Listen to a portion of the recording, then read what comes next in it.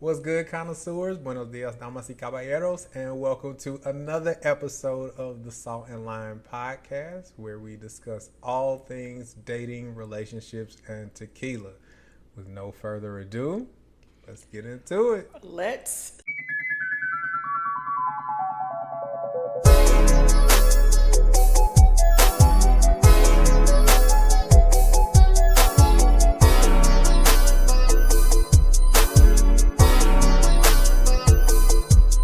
So, Marcus, what did you bring us to drink today? Today, I brought my favorite rail tequila.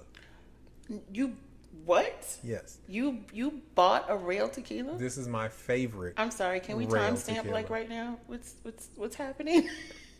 So, I went to a Explain. restaurant Okay. that has amazing tacos, and they had $2 tequila shots. And I asked, what kind of tequila is it? Because that's the kind of questions that I ask. I always want to know, like, what kind of liquor am I drinking? And they were like, oh, yeah, it's this Luna Azul. But, Luna, Blue Moon.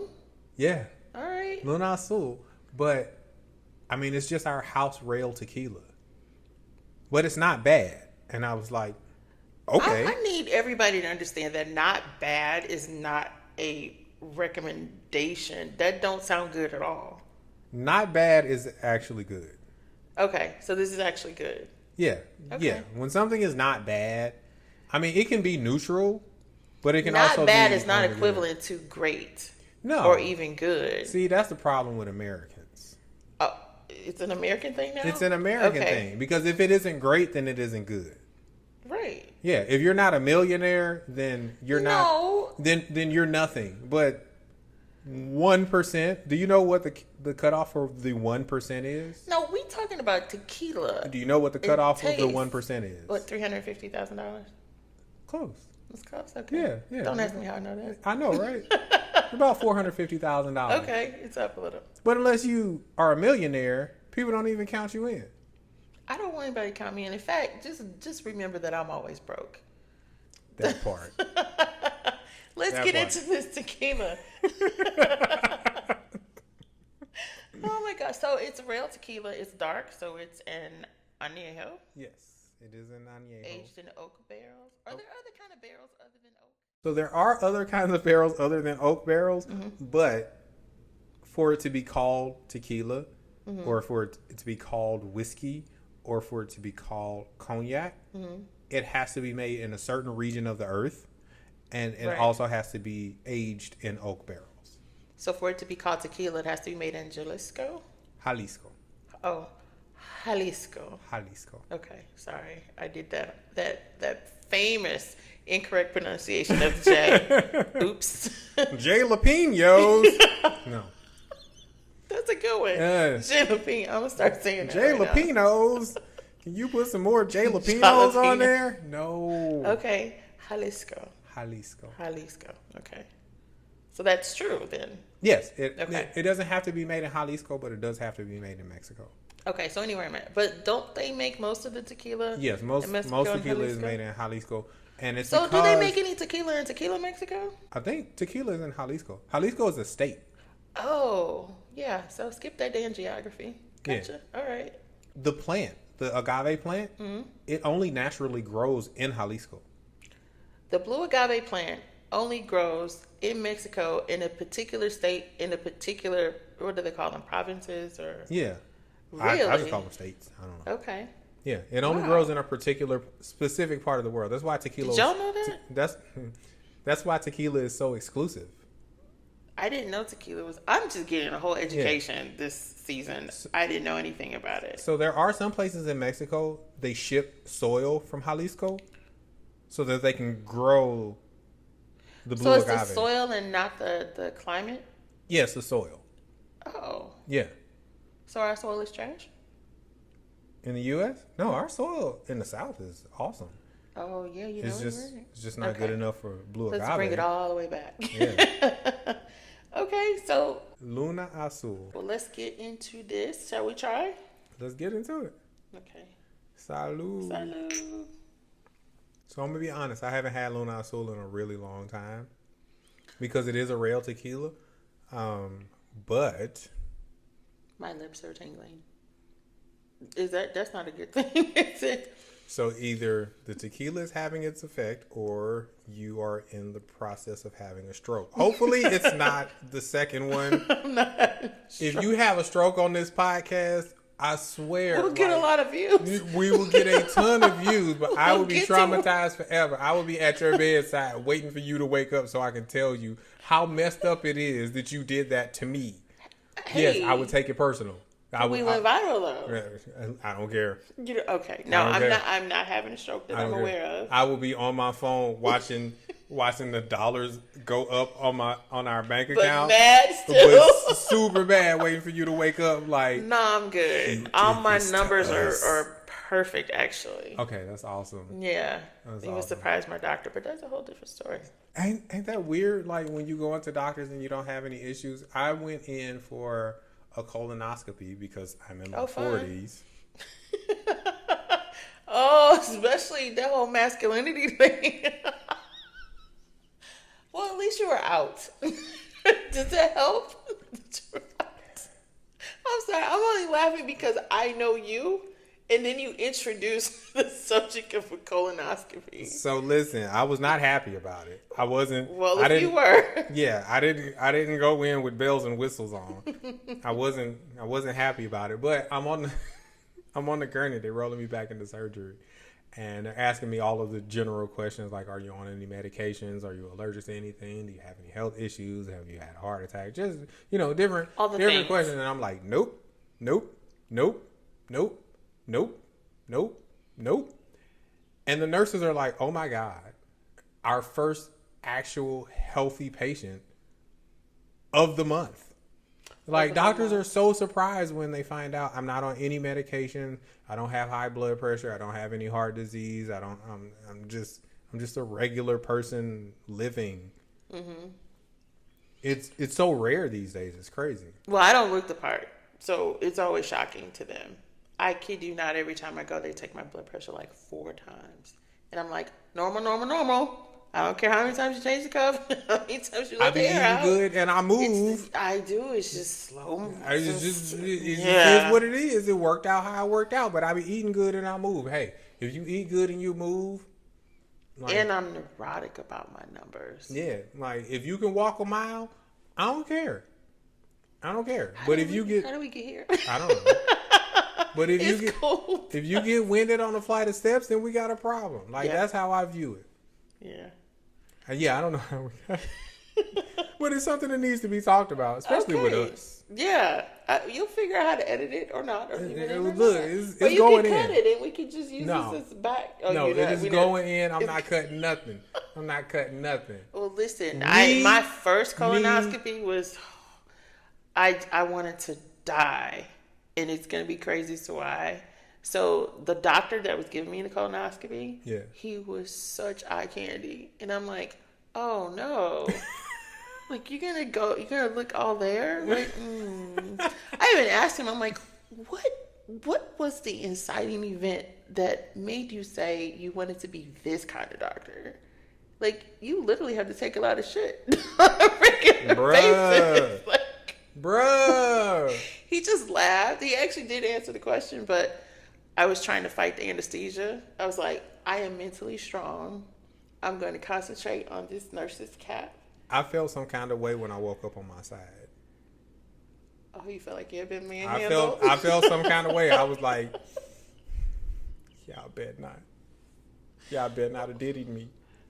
They mean they have to use the camera. Well, I mean, yeah, they diddied me, but they didn't diddy me. Right, it was medically so. They technologically diddied me. Did they give you the video? No, I don't want the video. What? You don't think it's fascinating to see your insides? Bruh, I'm going to take your word for it. I don't want to see it in real time. No, I want to see the insides. Like, I want to see what you saw. Like, point out where you thought that, I didn't have any problems, but I just think it's fascinating. I don't want to see it in real time. I'll take your word for it. Just tell me what's going on. Did you see anything?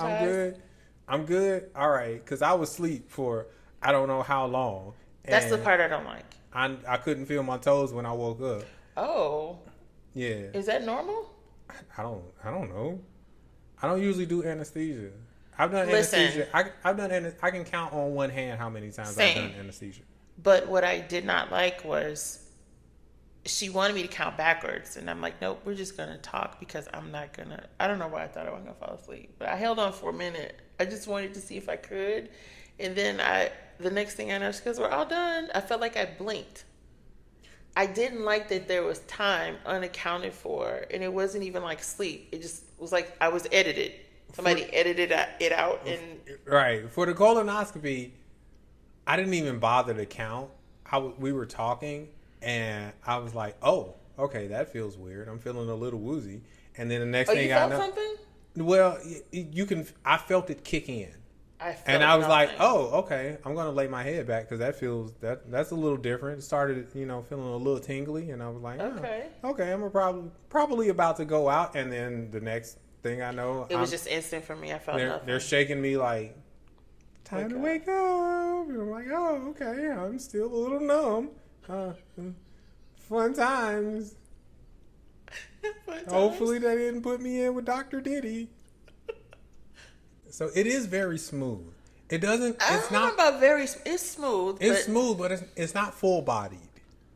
I think I'm tasting citrus. It's sort of bland. It's citrus, but it's bland citrus. It's not like.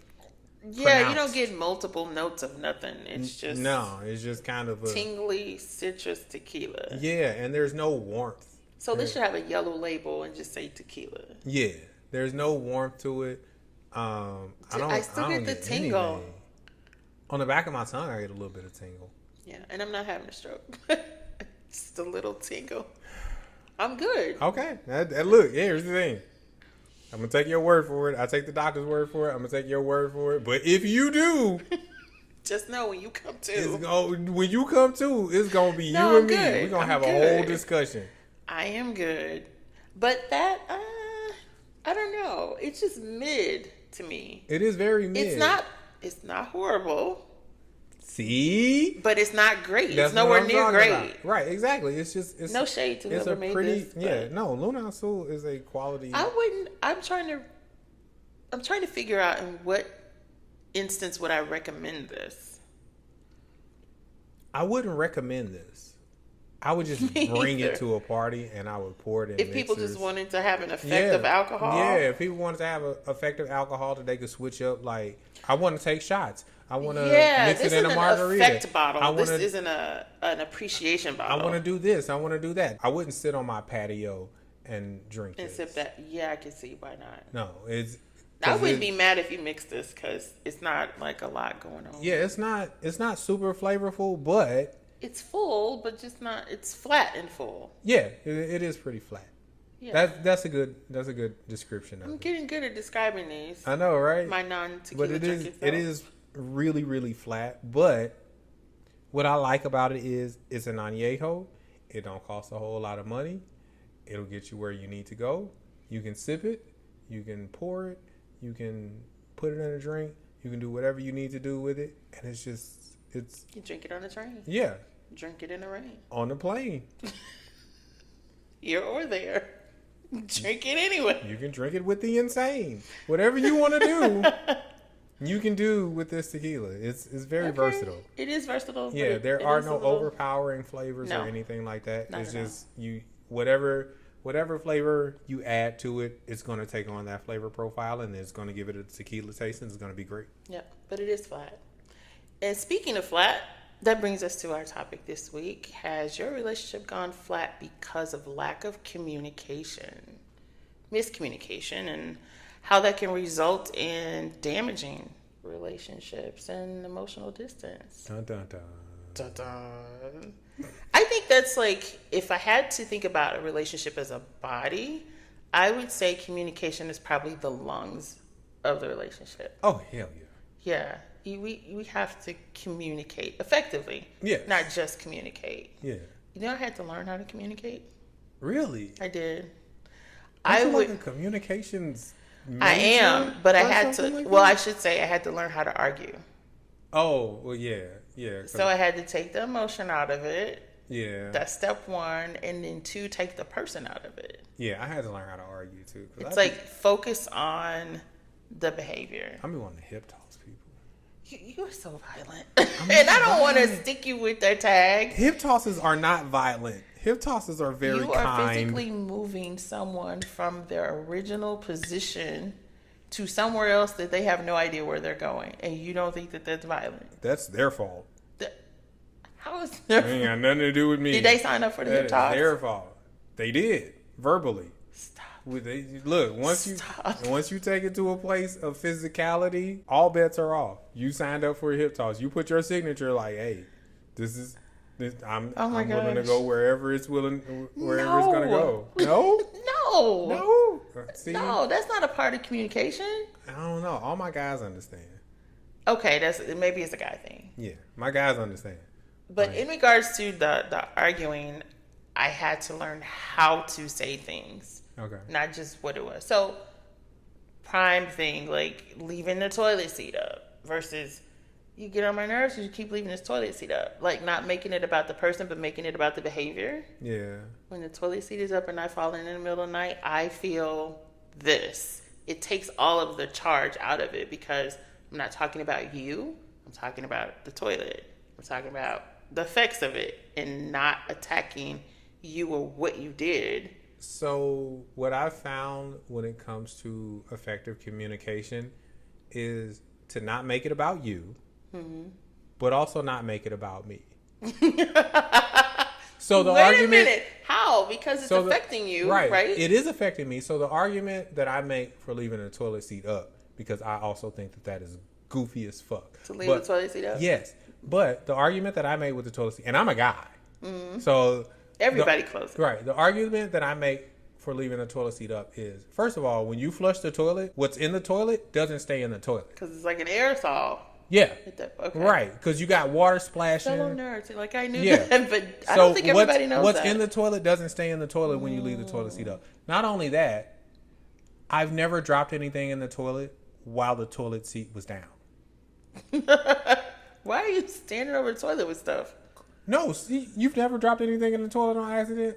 Yeah, but it was a long time ago. But you have done it, right? I have done it. I've never done it with the teeth down. Well, this is true. So you're saying preventative measures, just leave it down. Preventative measures, just leave it down. Leave it down to flush it. Leave it down in general so that things don't fall into the toilet on accident. Whatever you put on the back of the toilet can never fall in the toilet if the seat is closed. That was never an issue in our house. Everybody just agreed it's going to stay closed. And that was that. I mean, that's awesome too. But if I got to make the argument with somebody, I'm going to make that argument. It's not about me personally. It's not about my preference. I prefer not to, have my toothbrushes out while the toilet's being flushed and the lid is up. That's just my preference, though. I mean, if you want toilet particles on your toothbrush, do what you like to do. That works for you. But I don't personally like it. But it's not about that. It's about functionality. Mm-hmm. Even outside of conflict, just communication, period. Like openly sharing your thoughts and your feelings and your needs and being able to do that openly on a regular basis and not feeling like you have to shrink. Yeah. And doing that effectively. Some people don't know how to communicate. Right. Like if I bring up an issue, it's not me attacking you. Some people think just bringing up an issue is always a fight. Yeah. Yeah, I don't understand that. Like, because I'm a very purposeful person. Say it real fast. I'm a very purposeful person. All right now. So if I'm insulting you, I want you to know that I'm insulting you. Like, I want it to be obvious. I'm not going to sneak diss you. Okay, but insults aside, like keeping the life of your relationship going.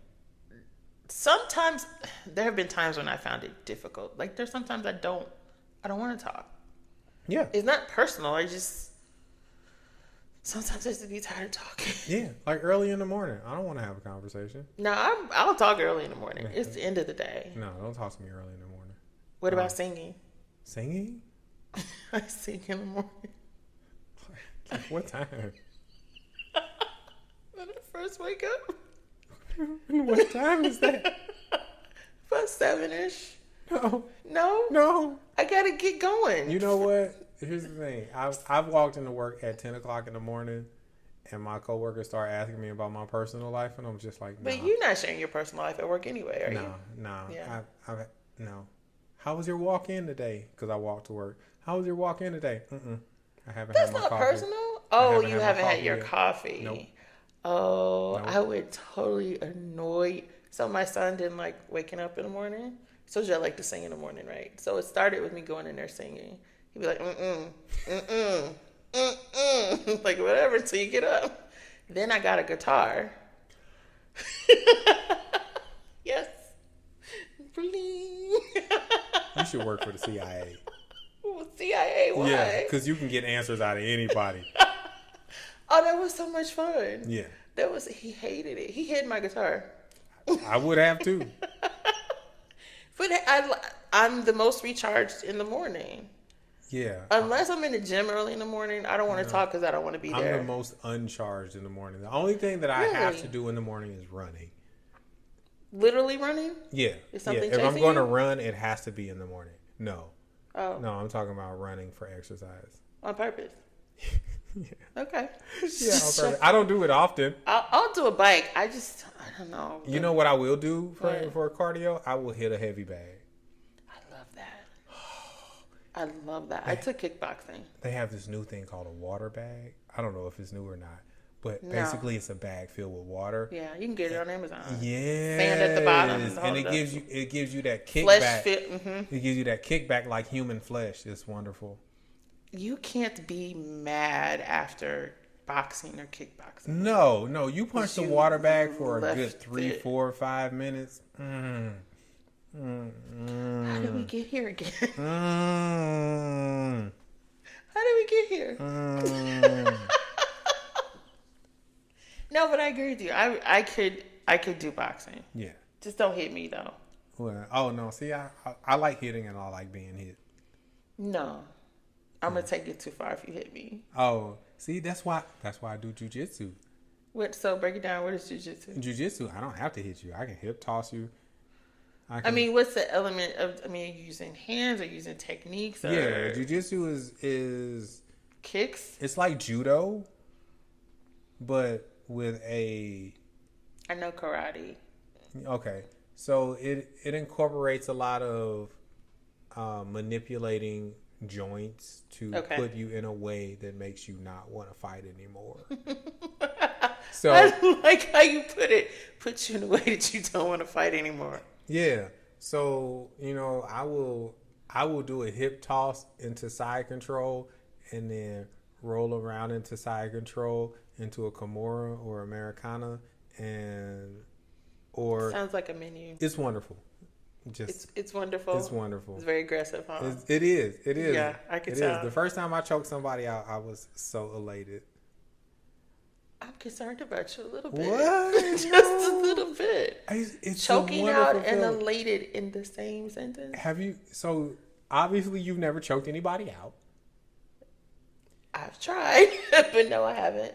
I didn't like that either. I didn't like how that left me feeling. Oh, really? Mm-hmm. See, as long as because I was out of control. Okay. No, you have to be in control. No. Once you do it, when you're in control and you're doing it in a controlled manner, and you feel them go limp, it is the best feeling ever. I'm concerned about you again.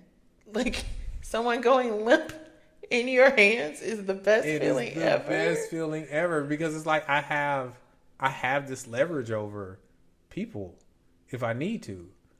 I feel like that about writing. Okay. Because I can take you anywhere I want to go mentally. Yeah. And then jerk you completely back to something else you weren't looking for. Exactly. And I can kind of relate that way. I just work with that physically. Okay. Do you feel godlike? I don't feel godlike, but I do feel powerful. Okay, yeah, definitely that. I do feel very powerful. Mm-hmm. And I think that that's a thing that we need as humans. To feel powerful? Yes. I believe that. As people, we need to feel powerful in some capacity. But I think it needs to have limitations. Of course, there needs to be control. So that's why I'm a fan of martial arts. I'm a fan of martial arts because simultaneously they teach you to be incredibly dangerous, incredibly aggressive, but also incredibly controlled. You only attack when attacked. I learned that on the sidelines. You only use this force when it's absolutely necessary, when there are no other options on the table. Mm-hmm.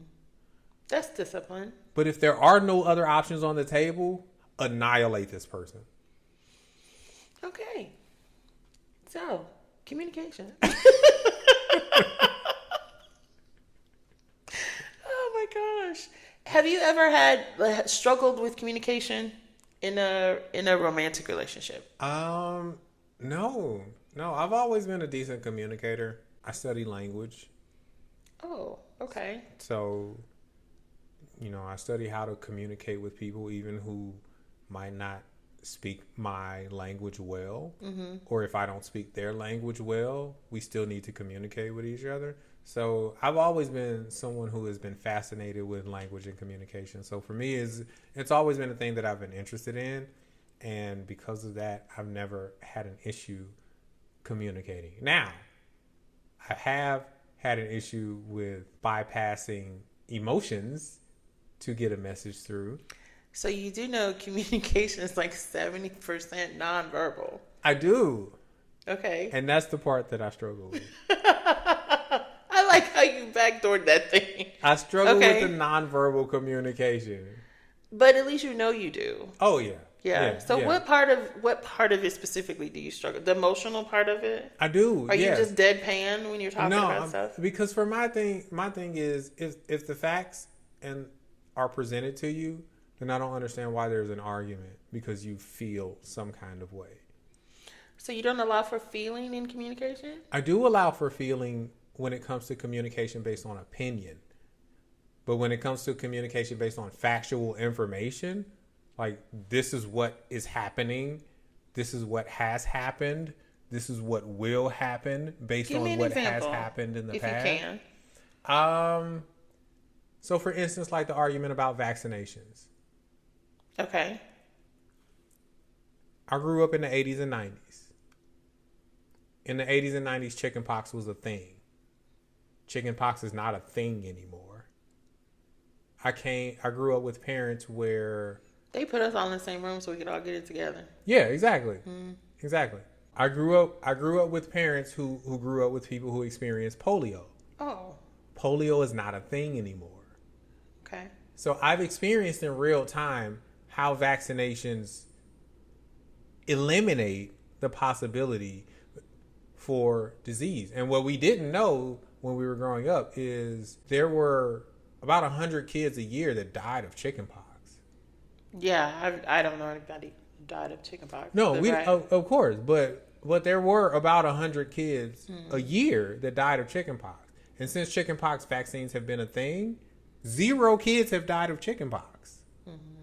And so I've watched in real time how vaccines can eliminate a disease and not have any real adverse effects.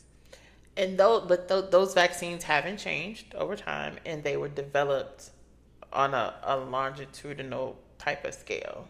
They were studied and developed. So I'm not anti-vaccination. Right. I am anti. You made this in 6 weeks, and now you want to give it to me. Well, wait, we updated it. You need to wait. We fixed it again. You need to. Right. That's my concern. But that's the thing that happened with the chickenpox vaccine. We just didn't get to watch it in real time. Oh, okay. So now we're watching it in real time. Mm-hmm. But also, I'm also seeing how they are pushing vaccinations for things where the survival rate is really, really high, and they just don't want it around. I think it's a money grab, though. Yeah, and that part I don't like. So I understand like both sides of it. You know, on one side, yes, get your kids vaccinated for malaria, for polio, for chickenpox, so that they don't have to worry about that. But on the other side, I'm not going to die of the flu. That's what our immune system is for if you're feeding it right. Right, yeah. And it's good for you to get it so that you can develop the antibodies too. Like our body does function and work as intended as long as you're taking care of it. Exactly. Let these kids eat peanuts. Off the floor. Off the floor, right, off the ground. Let them drink water out of the water hose. Yeah. Stop it. Wait, how did we get here? I don't know. I love it. But this is where we are. This is where we are. Okay, so there's a quote. I said what I meant, but they heard what they feared. That's miscommunication in a nutshell. And that's a bar right there. And I hear this all the time. It's not what you said, it's how you said it. Absolutely. But on the other side of that is, I said what I meant, but you heard what you feared. Ooh, so that's two-sided coin. So I could see both sides. Yeah. Right? Well, there's a spectrum to everything. So. Yeah, but it isn't how you say it. Because just with the whole I love you, I could say I love you. Or I could say I love you. Or I could say I love you. You're looking at me like, ain't that all the same thing? I'm waiting for the ball to drop. I'm waiting for the punchline. So there's no punchline. So in the first one, I love you, meaning I love you, not somebody else. The emphasis was on the I. Or if I say I love you, I'm emphasizing that I love you and not just like you. Or if I say I love you, not Brad or Tom or whoever the heck. Okay. 3 different meanings, 1 sentence. It is on how you say something. It is, but it also isn't. How is it is and isn't? Because, so let's say there's someone with high blood pressure. Okay. Right. What is a kind way to say, if you don't stop eating salt, you're going to die? That also conveys the exact same message, because that is the case. In order to maintain control of your health and get the most out of your life, you want to stop eating salt. That does not convey the same message. It doesn't convey the same message. It doesn't. It softens it for sure. It softens it to the point where it doesn't convey the urgency. Okay. But telling people that they're going to die don't work. Because people say that with people who smoke cigarettes. Yeah, people don't care. And there are still cigarette smokers. I don't know how the Even tobacco... through the trachea. I don't know how the tobacco industry is still in business. Because they have money. And they don't want to lose that money. People just won't stop smoking. Yeah, it's addictive. Stop fucking smoking. But with the communication, it's tone, it's delivery, it's body language, it's eye contact. I could say, tell me what medications you've taken or any supplements. Or I could say, do you poison your body with crack? There are different connotations, right? One is just fact finding, the other has judgment to it. Oh, definitely. But there is also miscommunication where people are just intent on misunderstanding, and it doesn't matter how you say it. True. They're just intent on misunderstanding because they don't like what you're saying. Or sometimes it's just well, that's true. But sometimes there is just miscommunication. Yeah. Perfect. One time, a friend of mine, she gave me this really expensive purse. She likes that kind of stuff. I don't, but I appreciate the gesture. She noticed I wasn't carrying it. So she sent me a text and it said, "Yo mama, if you're not going to wear it, you can give it back to me." So I texted her back. I was like, "I don't mind giving it back to you, but why you drag my mama into this?" So she called me. She's like, "What are you talking about?" I'm like, "What's with the yo mama?" And she starts laughing. She said, "I guess commas are important." It was yo, mama. Commas are important. If you're not going to use it, give it back to me. That is the best example we still laugh about it. Punctuation is important. But do you see how a misunderstanding could happen with the exact same words? The intent, I'm like, she cracking on my mama for what's that mean? Oh, I can understand. Yeah. And that's why the phrase, what's understood doesn't have to be explained. Sometimes it doesn't make any sense to me because it's like, well, obviously I don't fucking understand, so explain it to me. I can understand, like, if you and I culturally are the only black people in the room and something happens and I give you a look and you know exactly what I mean because of something that's happened in the room, like, we don't have to explain it to each other because culturally we understand As an unspoken rule, yes. Okay. What's understood doesn't have to be explained. But if you have to say it, then you have clearly you are fucking up in life.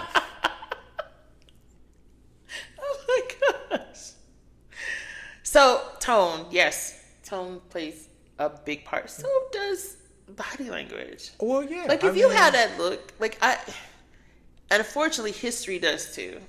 Like, if we were about to get into an argument and you just had this look on your face, and now you approach me again with that same look on your face, and you're approaching the subject in the same manner, I'm defensive already. Well, yeah, that'll get you hip tossed. But that's why it's important not to bring those things into, like, you know, to start with a clean slate. Sometimes you can't, though. You try. I mean, to do your best to start with a clean slate. That's true. Be like, I'm going to go into this conversation with an open mind. Yeah, exactly. Start with a clean slate. I had to learn that very young in life. I had to start with a clean slate. Go in as if you know nothing and take in all of the information that you can. And I think that that's important in every conversation with every person that you have ever.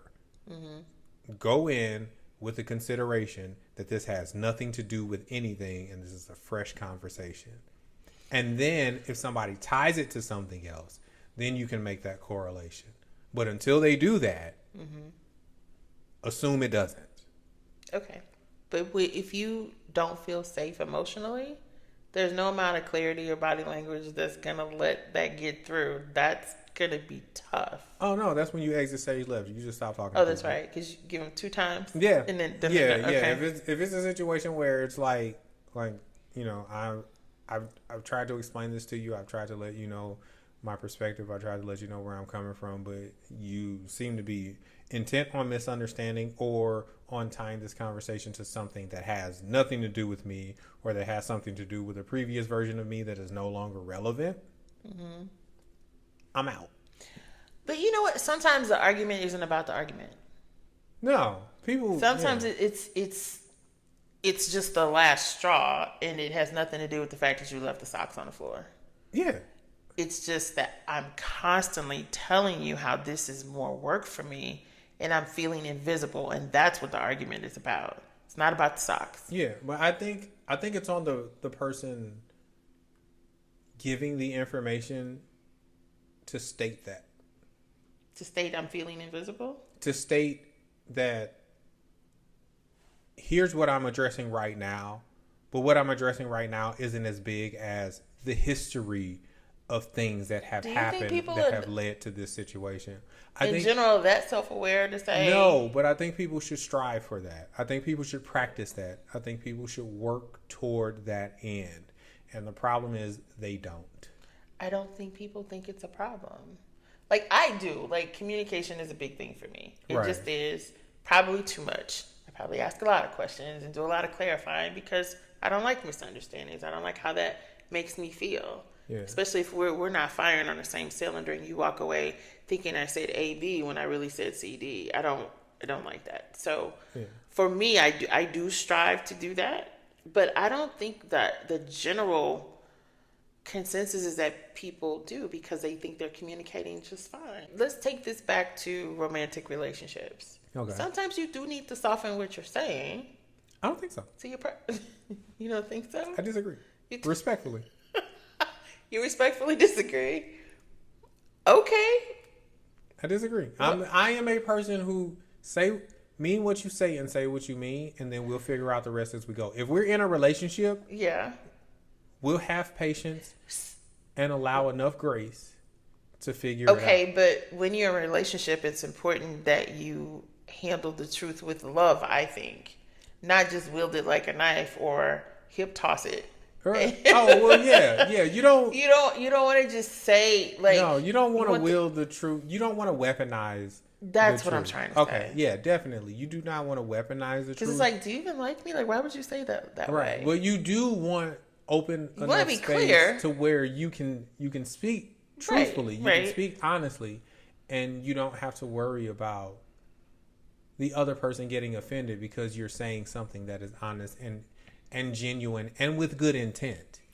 Listen, I've been blocked twice because I was saying something honest, genuinely, and with good intent. Exactly. It's just okay. So yeah, the communication needs to leave room for that. Mm-hmm. Like I understand that these specific words are triggering for you, and they might trigger some emotions that will make you feel a certain kind of way. I think connotations do that. Well, connotations do that, and denotations do that. Yeah. Like it's on, but people have, the reason why euphemism exists is because people have a problem with the denotation of a thing. Okay. Like the literal translation of a thing is too harsh for them to handle, and so they come up with euphemism as an alternative to that, so that it doesn't sound as harsh. And they think that it still has the same meaning, but when you interject euphemism, it removes the urgency. Okay. It removes the urgency. I get being direct, but I also get handling people's emotions with care. And I don't. You don't? You don't? I don't. I do. I think your emotions are your problem, and you need to work on that. Yeah, but you can't just be handling that any kind of way as my partner if you're talking to me. You can't be talking to me any kind of way and expect favorable results. If you're coming at me and it feels like I feel like I have to protect myself versus you giving me information and love, those come off differently. Yeah, but at the same time, I also believe that I should be able to be honest and candid with you. You can be without honest. you being offended. You can be honest and you can also be careful. Not necessarily. Yeah, because there are some things that you can say that it doesn't matter how careful you are. I think then that has to do with the people that you're dealing with. Exactly. If I know your intent isn't just to like come at me, right? Or maybe you just don't know how to say things. And that's why we all need more patience and grace to allow people to express their intent. Some of us just need to learn how to communicate too, and patience and grace. Maybe. Are you being defensive right now? No, I think if you're saying a thing that is honest and is truthful, then you can say stuff that's honest and true and in care. Yeah, right. Without the intent to do harm. Exactly. Honest and truth. But some people don't look. This is just me, and I'm just gonna stay here. I don't care how you take it. Well, yeah, fuck those people. Tell me how you really feel about those people. Fuck those people. Because those people, I want to hurt you, but I just want you to accept it. It's like sometimes people say that they're coming after you. Yeah, those people like if you can't handle me at my worst, then you don't deserve me at my best. Basically, the translation of that is, in order to you don't deserve my kindness if you're not willing to endure my abuse. Ooh, and fuck those people. Fuck them. I think one of the biggest problems is that we don't take the time to get at what the real problem is. For example, listening. Like, you never listen. And you never listen is rarely about listening. It's more oftentimes about being present. So it's not that you're not... I want you to be more present with what I'm saying and what I'm doing. I need more connection. Versus like, you're not listening to me. But I don't think that the person that's saying that has pulled back enough layers to really understand what it is that they're asking for or what they need. Yeah, and I think that they should do that work.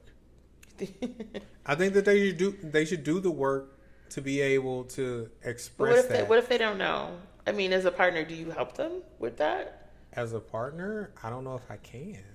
Well, I appreciate you being honest there, but I don't know if I can. Yeah, I don't know if I can. Like, it requires patience and grace. The other part of communication, I think, is that sometimes people don't want to speak up for whatever reason. Oh, from fear of backlash.